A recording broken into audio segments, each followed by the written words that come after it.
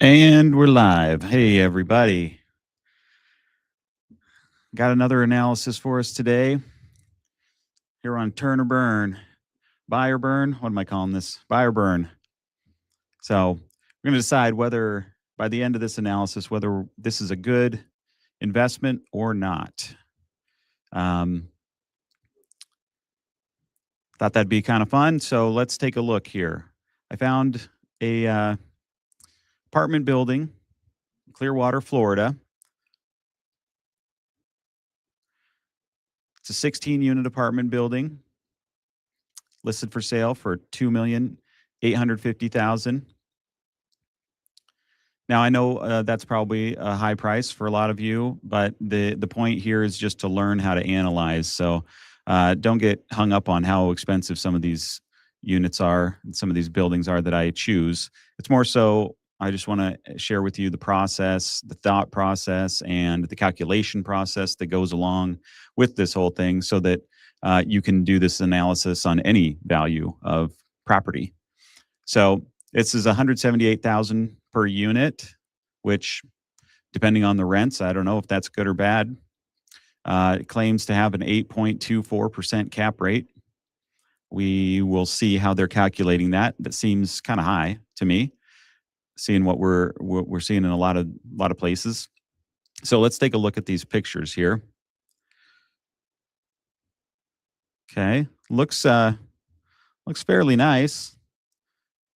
Looks like it's got some new paint, maybe. It's all got exterior entrances. Parking lot looks pretty good. There's a interesting tiled area here. Sure what the purpose is of that. Looks like there's one over there too. I don't know. Maybe it's supposed to be like a, I don't know, a patio area maybe or something. Okay. Looks like maybe they've done some improvements here. I don't know. It looks clean to me for being such an old building.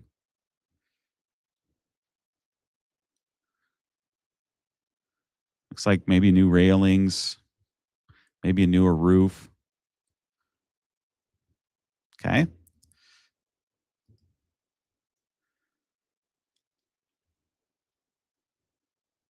Okay, more of the same. All right. So it's in Clearwater, close to the water. I don't see our building here anywhere, but maybe it's in there somewhere. I don't know. Okay, some more exterior pictures. Looks like some people have these little outdoor patio areas. They got a picnic table there.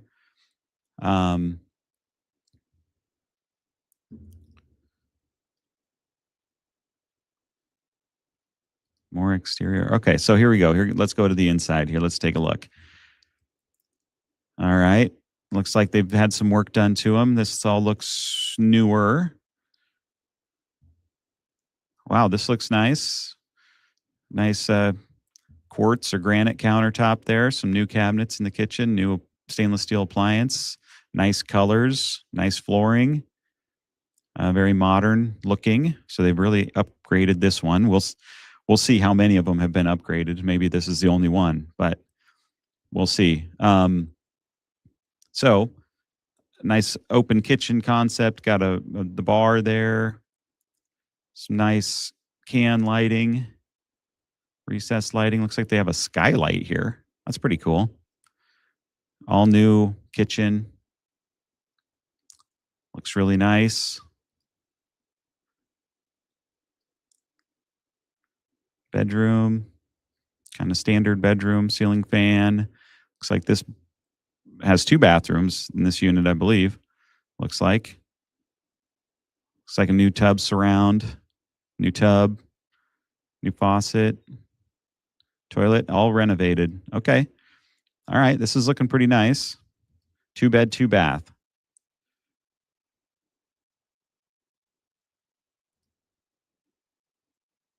Yeah.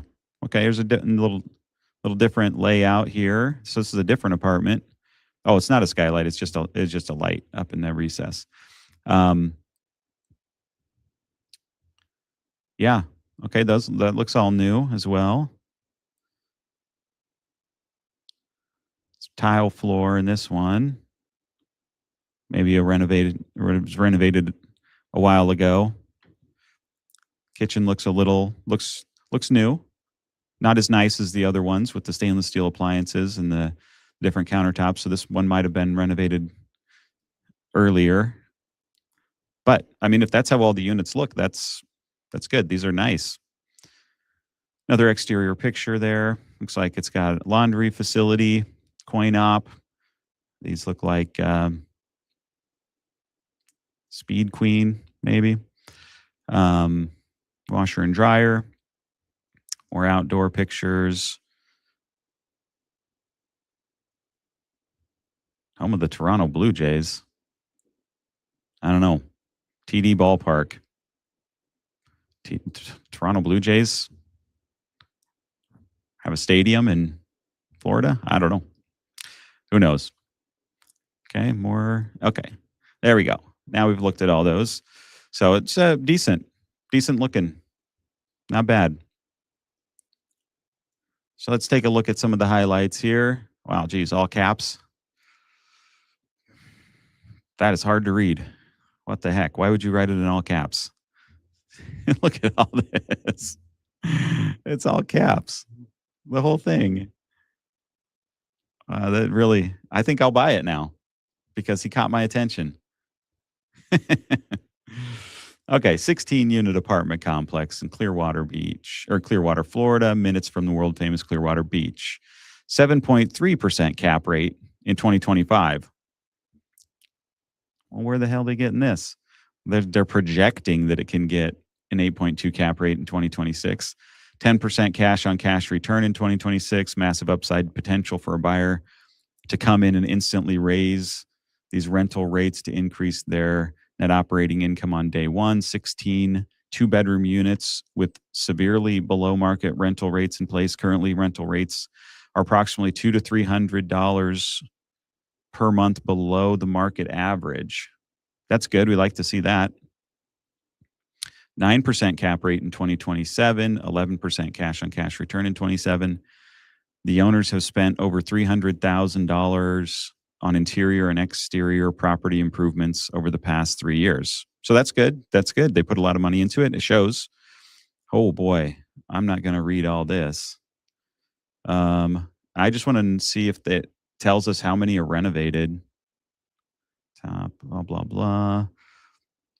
Here, what's this? All of the units have been updated and the property has undergone significant improvements over the last 3 years. Okay. Well, that's great. The property has massive value add potential as almost all of the rental rates are still very much below market rent. Okay. What other I want to know also what the other upgrades were that they did. Prime. Let's see. What? Come on.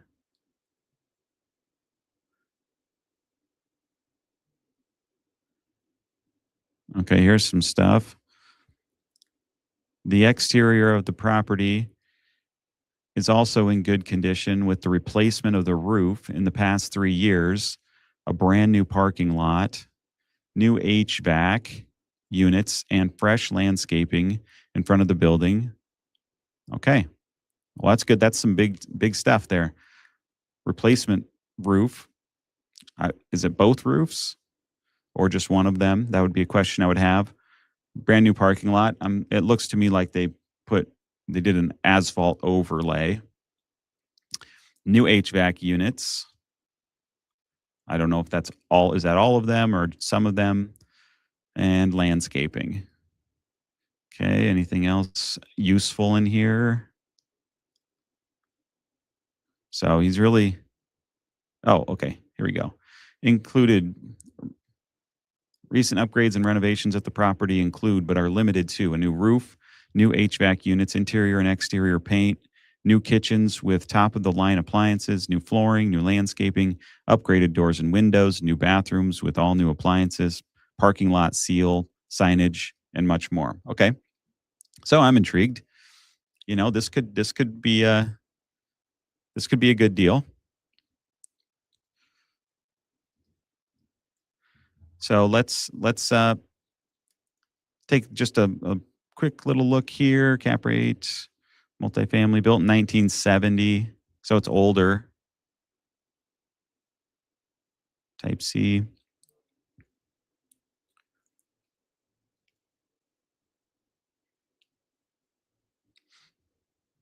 Okay. Well, let's take a look at the offering memorandum then. Okay. Oh, we got in the picture. All right. 7.3 cap rate. They keep saying 8.24.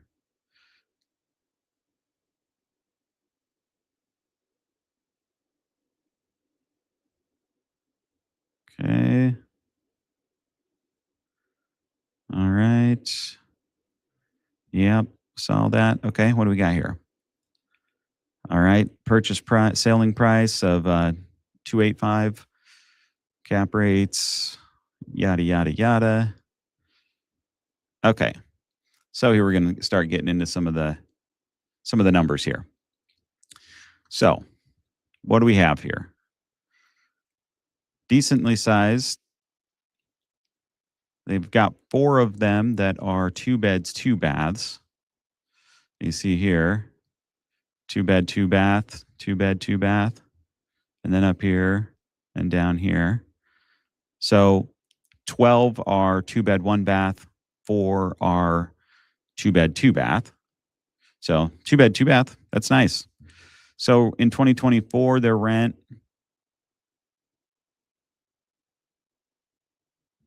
was about 21,000. 2025, they upped it about 1250, about 1,250 all total.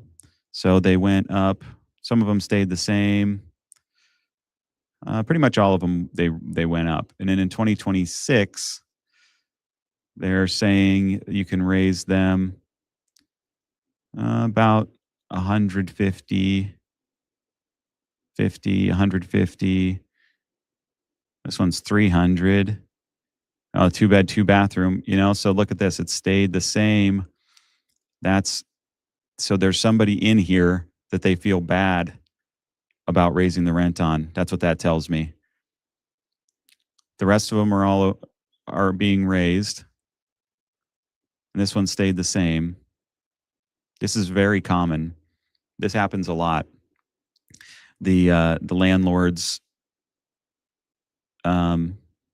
make friends with some of the tenants, and they like the tenants and stuff like that. And the tenant has a rough year or something, or they're elderly or they're whatever, and the manager will make an exception for them. But then they fall way behind because on their rent raises, because now this needs to be, you're going to go from 1,295 to 1,600. So it'd have been nice to have a little break in between there and go to like 1,450 before you have to go to 16, 17.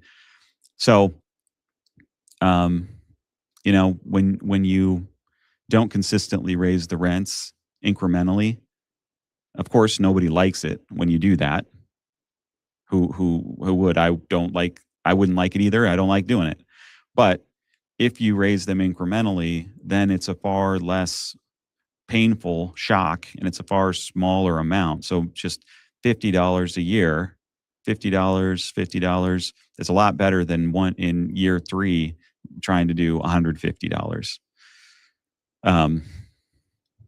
But people are reluctant to raise their rents, and that's why there's a lot of apartments like this around that can be increased value just by somebody coming in there and getting the rents up to market value. Now, this one doesn't have a whole lot of work that it would even need. So basically, your work would be to come in here and get the rents up to market. It's completely full. That's a good sign. So there's strong demand in this market. Okay. And these don't look like extreme rent increases. I mean, they're about 10%, which is a lot normally, but they're not. I was expecting them to be $300, but they're not, because he said they were what, $200 to $300 below market, and so I was expecting this to be like $1,000, and then this was going to have to be like 50. Huge jump. This isn't that huge. It's pretty common is that percentage when you come in and you buy one of these the rents have been undervalued and under market for a while. It's common to have to raise them 10, 20% to get them up to where the market is. So because they're occupied and their rents aren't really all that much different, I would feel pretty confident that you could get these prices and probably keep it pretty full. So, okay, so they're giving us our gross rents for the year. They went up 1,200 between 24 and 25, and then per month. And then, they're going to have, they went 15,000 in that year, but then they're saying, 34,000 in this next year. Rents are going to go up, or could. And that's probably what they're basing their 8.24 cap rate on. Okay, so let's dig into the more of the details of this thing.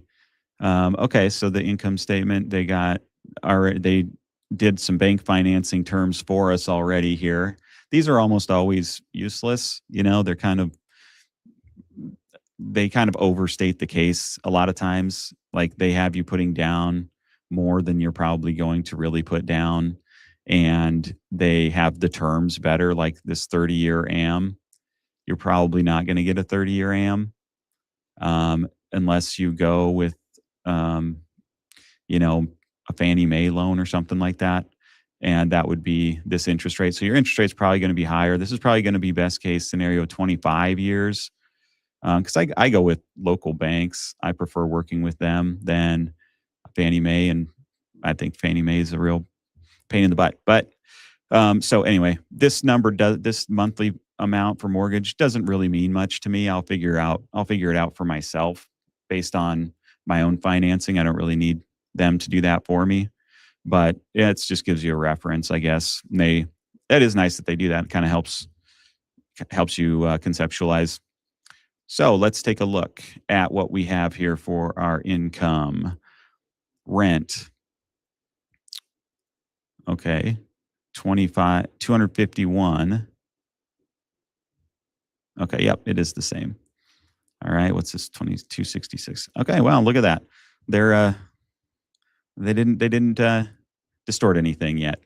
They actually were under, because they got some laundry income here. So this is a good sign. I like to see this, that the agent is being responsible. At least it seems like from the beginning, because this totally should have been the number that they were putting way up here in like big numbers, So they didn't do that. They're being responsible here. So laundry income, they don't have a huge jump. So they're not, I don't know, not really overestimating what you could get for laundry, probably. Utilities. Okay, so there's no common area. Well, there would be the laundry room. So they've probably paying a little bit in utilities. This is just, because the building itself would still have the water, sewer, and electricity. So I'm not sure exactly. They're not showing it as income. So they're not doing a RUBS, the ratio utility billing, where you as the owner get billed for it all, and then you bill it back out to the tenant. So that's ratio utility. So they take like the square footage of your apartment, and so they divide it up. They add up all of the square footage of the building. They take out the square footage that is the owner's. What's ever left over, let's say that's 85% of the square footage. They divide then your apartment square footage out of that. And so everybody gets billed based on the square footage of their apartment, not necessarily how much, you know, they use necessarily. But yeah, so I would look more into that if I was interested in this property. I'm curious as to why there are no utilities and how somebody's getting billed for common area. But one of the nice things about this being in Florida is that there's no snow removal. That's a huge expense in northern areas, and it destroys your parking lots. It causes all kinds of damage. And then there's people moving the snow. They make potholes and they hit things, and it's a real pain in the butt. So that's nice here. That makes the management of this much simpler and more straightforward. There's very little lawn here, so the lawn care is going to be, that's the next category there. It's going to be very minimal. So they only had $1,095 in lawn and pest control. That is super low. That is way low. Okay, management. So they $17,615. I'm gonna try to figure out what the management percentage is here. I'm not sure how they're paying this. If this is a part-time person or one of the tenants, or if it's a management company, but that would be good to know if we were interested in this. It seems like this manager maybe is scared of raising the rents. Maybe they're a good manager, and then you could just slide right into this property, keep that person there, and the property looks nice and it's full, and the rents aren't that much lower. You could tell them to push them higher. But I wanted to figure out what percentage this management cost is to the gross income. That'll give us our management fee, basically. So if we were comparing it to if we had to hire a company. So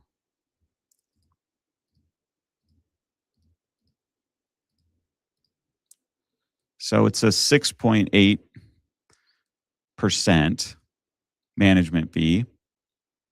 Generally, I calculate 10%. So that might be a little low for what it would be if I took over and I had to hire an outside manager. So something to keep in mind. That might be higher. We would want to definitely look into that, and this utility, no utility cost. Repairs and maintenance, $6,000, so about $500 a month of fixes. Again, everything is in such good condition, there's not that much to fix. So probably replacing an appliance every so often.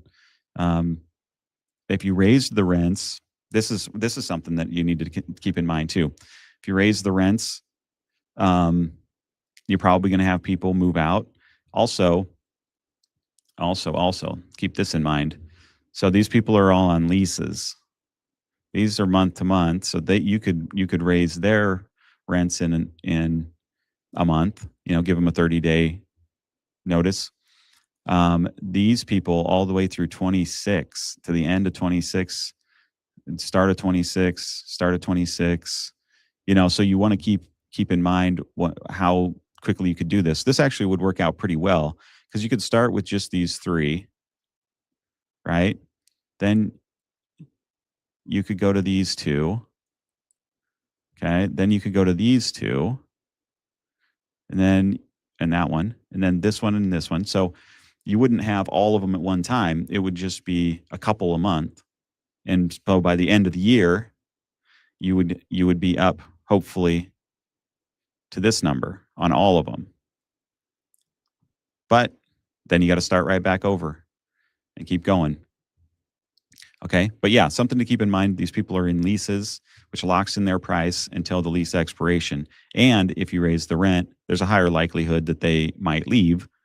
Okay. And then that's going to cost you as well. So it's going to hit both your gross income, because you're going to have an apartment down for a while, and it's going to increase your repairs and maintenance, because you're going to be probably doing more cleaning and fix up and stuff than you would normally be doing. Okay, just something to keep in mind. That's one of the reasons why a lot of people don't raise their rents, because they just don't want to deal with it, and they just want the people to stay there and not be a problem. And they're willing to take $100 a month less, as long as they don't have to deal with the hassle of trying to find a new person and fix it up and all that kind of stuff. I don't think it's a very good business model, but you know, that's what a lot of, maybe more mom and pop do. Or even if you have a management company, they don't want to do any of that stuff either. They want to do as little work for as much money as possible. So they're not really incentivized unless you pay them based on leasing, like a commission type thing. I don't know. I'm not sure you can call it a commission. That's not how mine runs, but and there's got to, unless you can, my managers are fantastic, so I don't have to really mess with this. But a lot of times management you got to prod them, you got to incentivize them to get you more money. Okay, insurance. Oh, yeah. Okay, 14,000. They have it staying the same. You would, of course, want to look at what they have it insured for. If you're going to buy it for 2.8, and they've only got it insured for 1.5, then, that insurance cost could go up by quite a bit. It could go up $5,000 a year. So I'm not sure what they're projecting it and how they're doing it. So that's something you would have to do. That's something you'd want to ask the agent about. Something I would ask the agent about.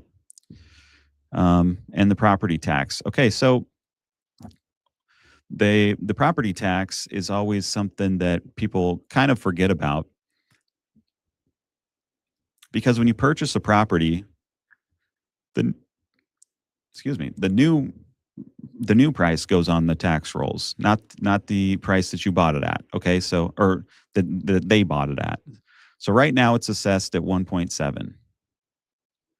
Okay, if you buy it for 2.8, that's $1 million more. So, but they've kind of factored that in, it looks like. So it would go up by about, I don't know. Let's see, $20,000 or something like that. So they are kind of figuring that the county is going to not raise it in 25. Well, that's this year. So maybe this has been for sale for a while. I don't know. Not going to raise it in 25. A little bit in 26. The big hit's going to come in 27, and then they're going to raise it a little bit more in 28. This is probably a pretty realistic scenario. It does take a while for the assessor to raise the assessed value, and they will usually be a couple years before you really get hit with it. So it gives you a little bit of time to get, push to get those rents higher, because this higher cost is coming. And so I don't see a problem really with how they have this set up. This seems pretty good. I guess I should be looking at this column here, shouldn't I? They're pretty similar. But okay, so net operating income, 207,000. That's pretty good.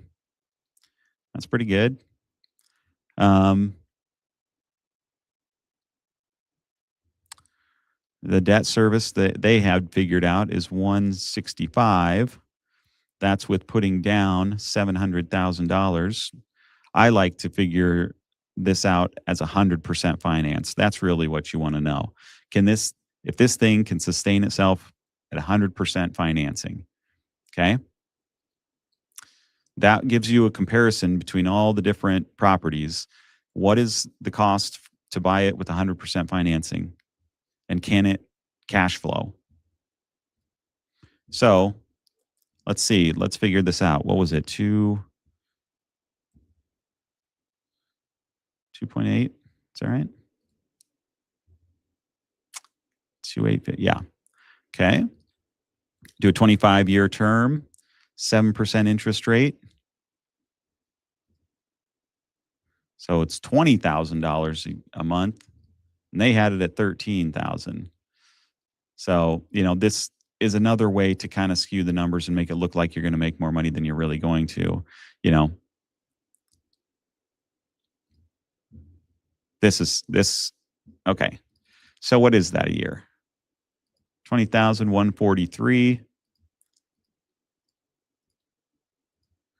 is $241,000 a year. And we've got 207 of cash flow. Not bad. Pretty closer than I was expecting, actually. So we're short like $35,000. 2026, we're getting closer. If everything pans out the way they think, we're only losing $8,000, $7,000 a year. And then finally in 2027, by the end, it would be paying for itself with no cash flow left over.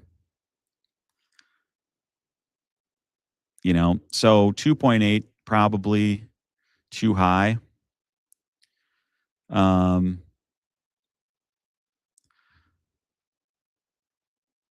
So what price would it be?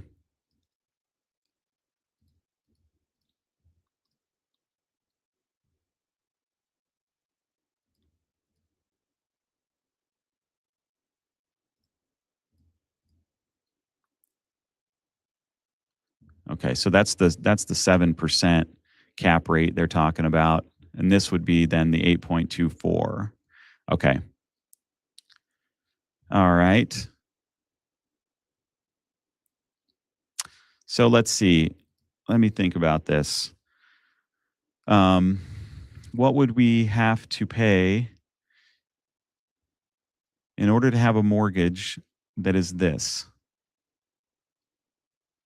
So our net operating income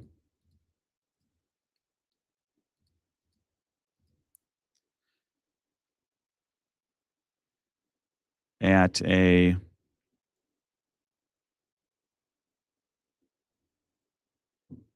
no, we want the mortgage. That's what we want. So 20.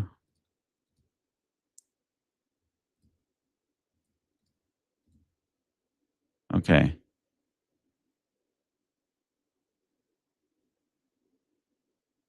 Shit, what am I trying to figure out here?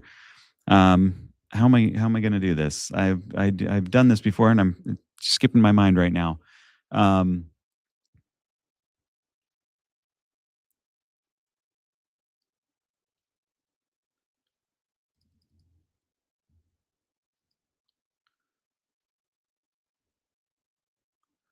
Let's see. Well, I guess I can do it sort of a dummy way.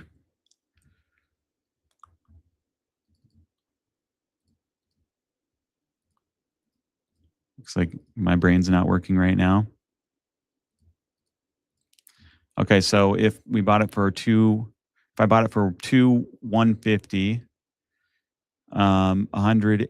Okay, so I would have plenty. I would have money left over at that.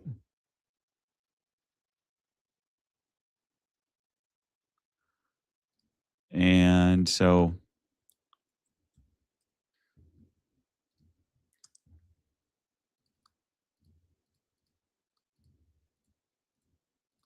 what if I offered I bought it for 2,350,000. That would be 100,000 or 199,000 mortgage payment. So, we're getting closer. So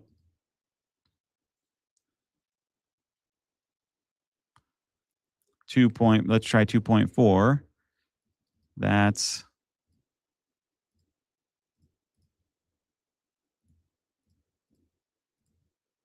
203.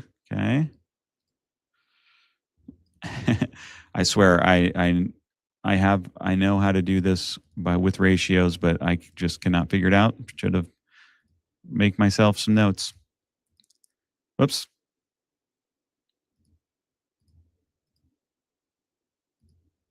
17,316 times 12. Okay, so there we got it. All right. Okay, so at 2,450,000, this thing would be able to cash flow. So it's about $400,000, priced about $400,000 over that. But then the next year you're going to get about $25,000 in cash. So that'll give you a little buffer, because if there are problems with rent increases, move out expenses, taxes going up, insurance going up, and all that, it gives you a little bit of room to absorb those extra costs that are not being accurately projected here. So that's kind of how I think about it. So that would be a pretty decent deal, because this thing is in pretty good condition. It's going to require very little to no capital expenses. Um, the property we looked at the other day, it's going to need concrete and landscaping and, a whole bunch of cost out of your pocket. This one's not. And if you can get it if I could get it at that price, if one could get it at that price, then then it'd be worth considering. And that's only about a 15%, coming down about 15%. So I would consider this property for sure.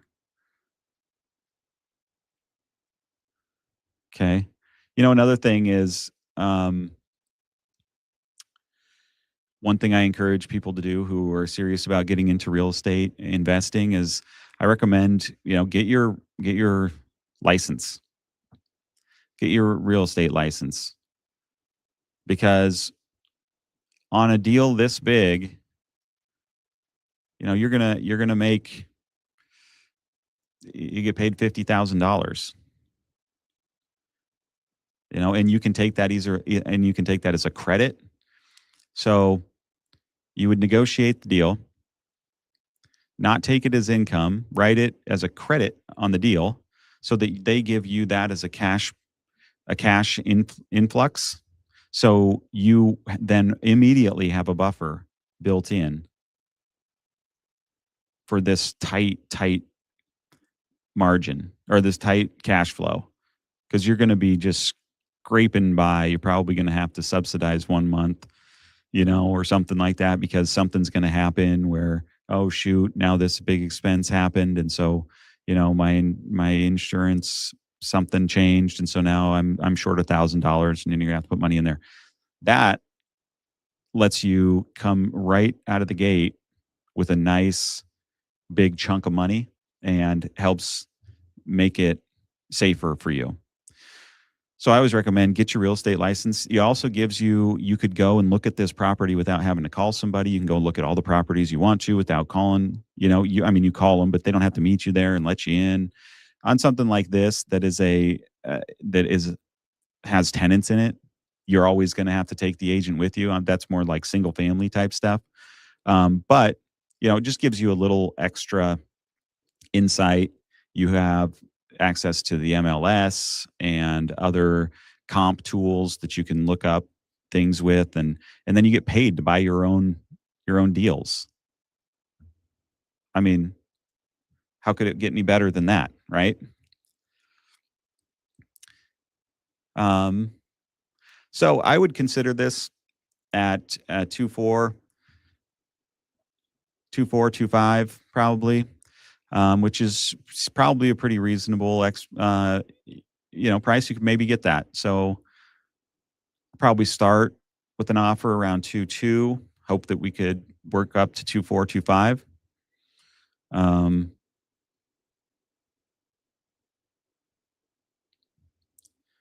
Yeah, and I think you could make some money on this one.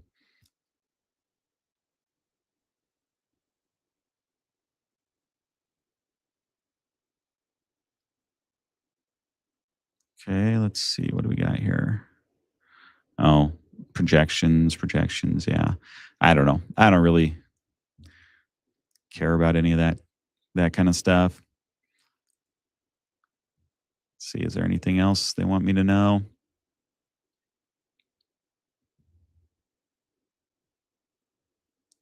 Didn't say whether the laundry was owned or whether it's leased. So that would be another question to ask. Sweet area. Oh, that's another area. It reminds me. So one thing that I like to do when this is, it's out of state and you're not familiar with the area or something, is just go on Google Earth and take a look around at it. So this is the property here, these two buildings, and you know, I like to look at what they got going on. How trashy does it look? It looks well kept. You know, the trash can, the recycle bins or whatever is a little shed or something. Bikes are actually in the bike holder, whatever those are called. That's surprising. Yeah, people got their little outdoor sitting areas. It looks like a pretty nice area. It's got a decent car here, decent car, decent car. They're not on jack stands with the wheel missing and all that kind of stuff, which always, makes me a little suspicious of the area and the tenants that they've currently got living there. You know, these are all decent, normal people, middle class kind of cars. Um, Another little place outside, so it's nice. It parking lot does look good, like they redid it.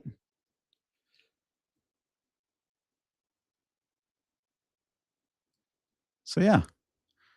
Um, let's take a look down the street here, across the street. Okay, so apartments. As far as the eye can see, it's apartments all the way down.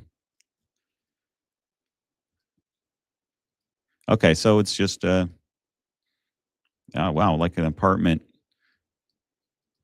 enclave here. That's all it is, as far as the eye can see. Okay. All right. Well, that that is what it is. You got they looks like they're in decent condition, and the grass is mowed, and everything looks pretty well maintained. I think it's funny that these people are parked here on the grass. They must not have enough parking spots. Um, yeah, so I just like to kind of take a look around. This looks nicer actually than what I was expecting when I first saw this property. I was expecting it to be maybe in a more rundown area, but this is nicer than what I was thinking. So, you know, I think buy or burn. I think this would be on the buy list, and I would do further investigation. I would be interested in this for sure.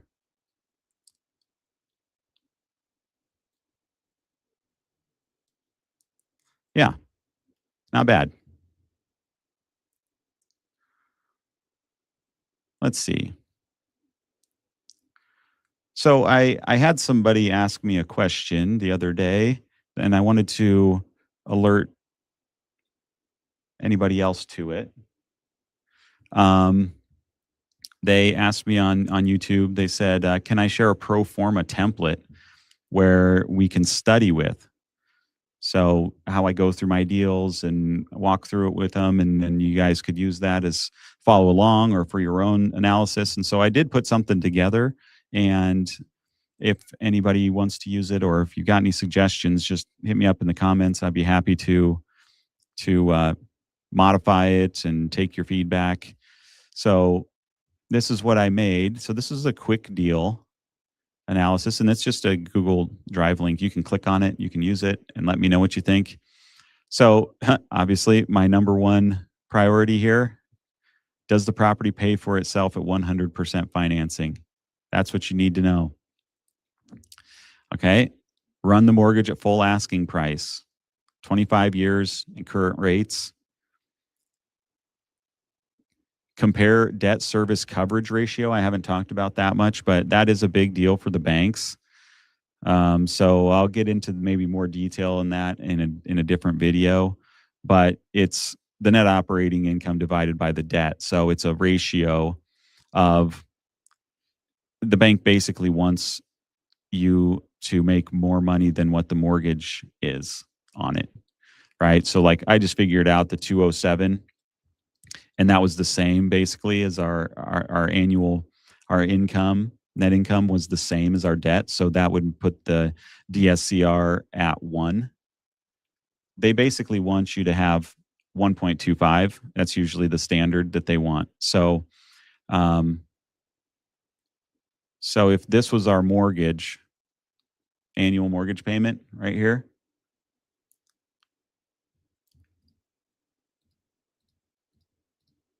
they would want this. Oh, whoops.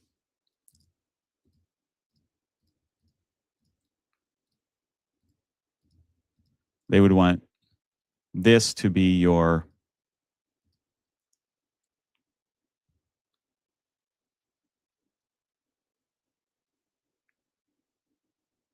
what the heck am I doing wrong here?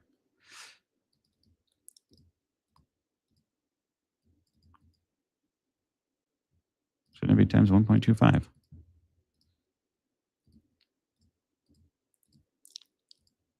Oh, well, I thought I did that, but maybe I was maybe I was messing around and doing it wrong. But anyway, yes. Okay. So they would want your net income, net operating income to be this. So anyway, just something to keep in mind there. That's a whole another series of um, questions and things to get into. Right now, we're just analyzing deals, and this is the deal analysis process. So if the net operating income is less than the debt, reject. Current cap rate, expenses versus income, rent. So you guys take a look at that. Let me know what you think. I also made one that's more in depth for people who really want to go through with more of a fine tooth comb. So this is a full deal analysis: neighborhood, physical condition, roofs, HVAC type, foundation cracks, you know, income. Validate the income, not the story that the agent wants to tell you about the income, but make sure it makes sense. Make sure that there's no holes in what they're saying. There's not expenses being left out. There's not income that's not really income. They're not overinflating the projections, all that. But same with the expenses.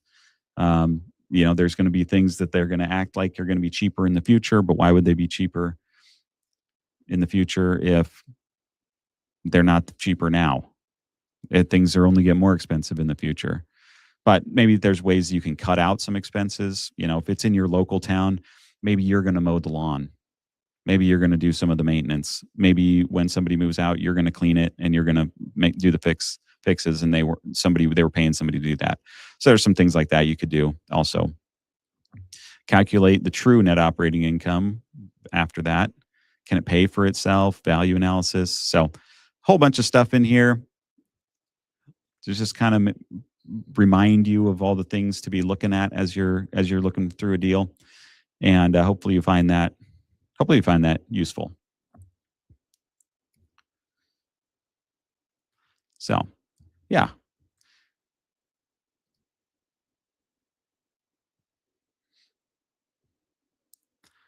All right. There was one last thing I wanted to do just for fun. I wanted to watch some clips here on YouTube and just kind of get my reactions to them. They're more general real estate related investment type tips, mindset, philosophy, all that kind of stuff. So I thought I'd just watch a couple of them and I'd kind of give my reaction to them and whether I think that they know what they're talking about or they don't, or just add a little more context or a little more detail.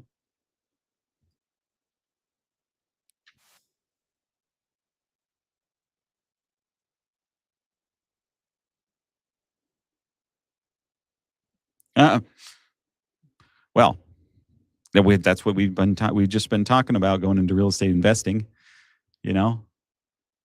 And he says, don't immediately go into it. So what's the deal? Well, it kind of goes back to what I was saying before. You know, I think it's a great idea for people if they want to get into real estate to get their real estate license. This gives you a lot of advantages. This is what uh, my wife and I did when we first got into it.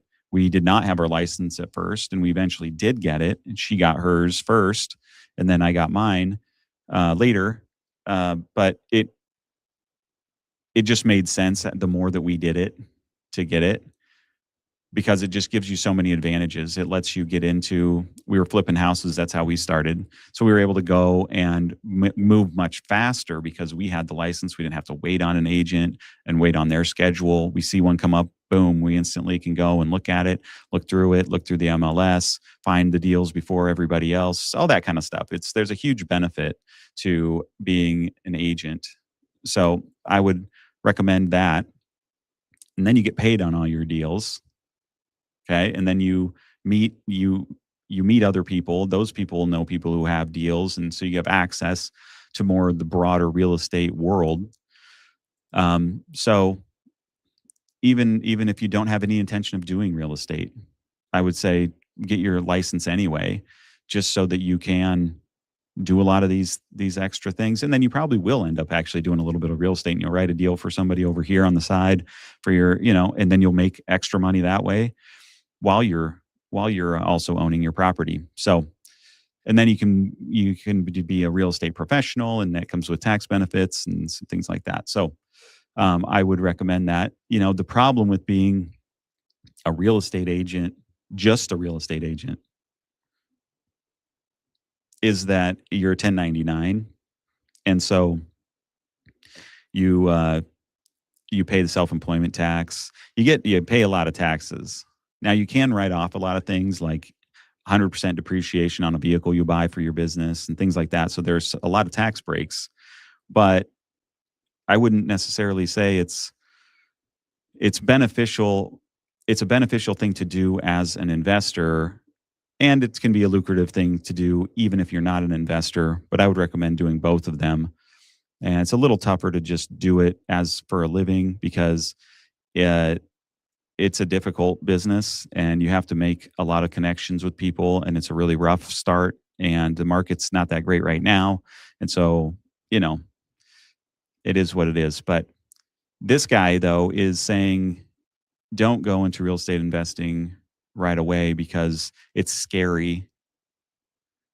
You know, you could lose money, but that's the whole point, right? This is how business opportunities work.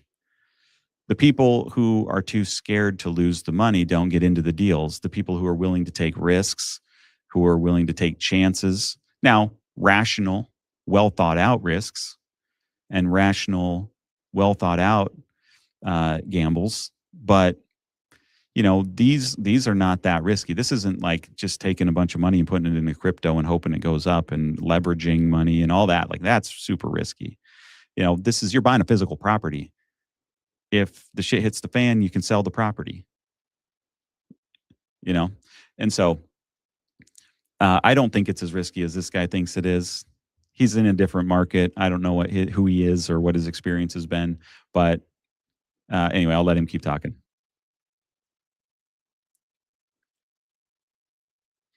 It basically means being an agent.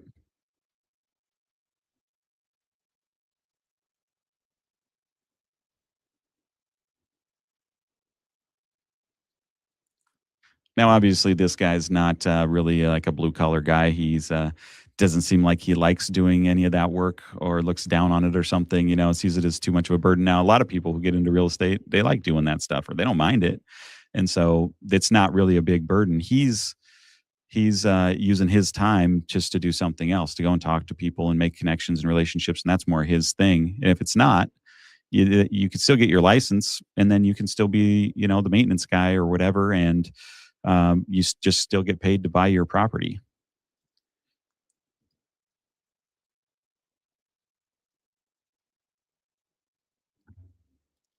Okay, so the risk, there's not, well, this is an interesting idea. So he is saying using his time to make money is less risk. So see, what you do as a real estate investor is you use other people's money, other people's time to make money. So it's a different not you're not using your time. You're using some of your time, but you're not using all of your time like he is. So what how is that how's that a bigger risk? To me, it's a bigger risk to say I have to show up constantly every day, hustle, bust, go, grind, or I make nothing. That's pretty risky to me. If you've got physical assets, people living in them, paying for everything, people manage them for you, what's the risk? The risk is that maybe somebody moves out and you move a new person in, or the risk is that maybe an employee quits and you have to find a new one. That's not that big of a risk. You know, though market downturn, so now you're going to go bankrupt. Market downturn, that guy goes bankrupt too because nobody's buying houses. You know, so I don't know, but I thought this was a funny one to follow up that guy with.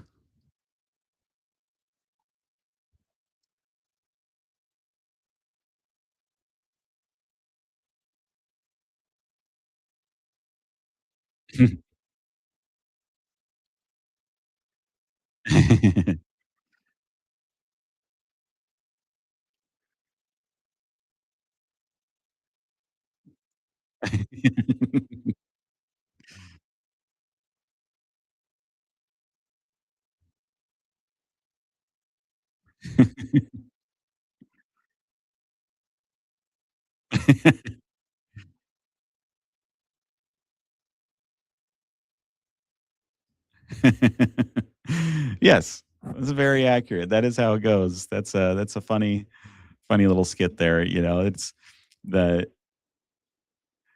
family members using other agents, or people just a lot of people don't really know how the real estate world works. Is what I found out. I found, and I didn't know how it worked either before I got into it. So you can't really blame people for doing some of the things they do when they're buying real estate because they don't know really how the business works. They don't know how you get paid. They don't know. They think maybe you're just an employee. They don't want to bother you. That's why they called somebody else, or you don't know. I think most of it's just ignorance, not deliberate. So um, try not to take it personally. So all right, let's see what this guy's got to say.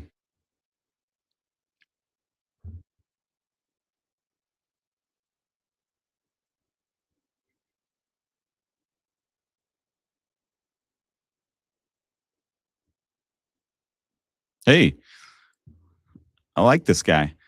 That's what I did. Yeah. I know people don't necessarily like it, but I stand by Rich Dad Poor Dad. I think it's a great book. I think it's great for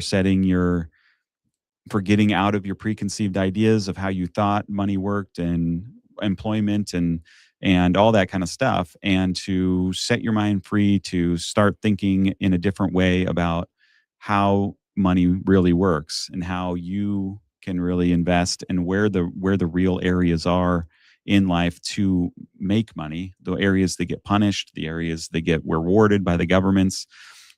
Just kind of broadens your perspective, and I think it's really well written. It's an easy book to read, and I think that his the things that he teaches are really clear. They're really easy but powerful, and so I would recommend that as well.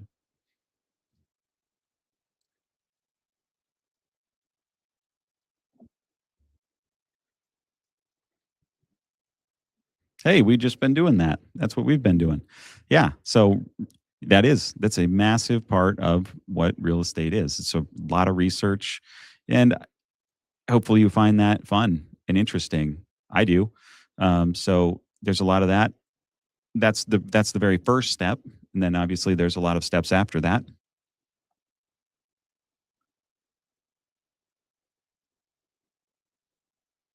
Yeah. Yeah.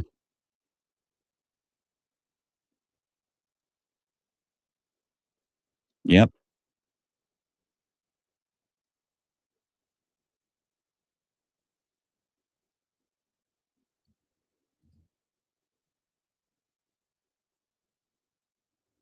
Yeah, great advice. I don't know who this guy is, but yeah, great advice. Yeah. That's why you do the research up front, because unless you can get a deal, it's never going to be a deal. You can't make a bad investment at the beginning and then hope somehow for it to turn into a good investment. It's not going to ever be a good investment. And that's why I take these numbers and projections and all that so seriously, because the buying, you make your money upfront when you buy it. That's what gives you all the possibility and all the potential that's going to come with that investment. If you overpay upfront, you're screwed. You It's going to take you 10 years to make any money on that thing, and hoping that just, you know, through inflation, it pushes up the price of everything so that you can finally get your money back. So it's extremely important to the buying process is extremely important. So I like this guy. Lots of good advice. So very nice. Oh, Robert.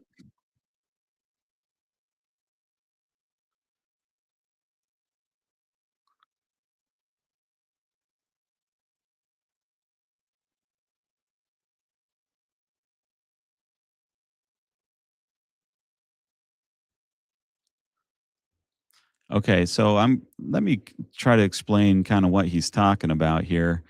Um, I think what he's talking about here is I use debt to buy it and I pay no taxes, right? And this is something a lot of these guys will say that, you know, pay 0% taxes. And that's true. But a lot of people don't understand why they say that though, or how that's possible.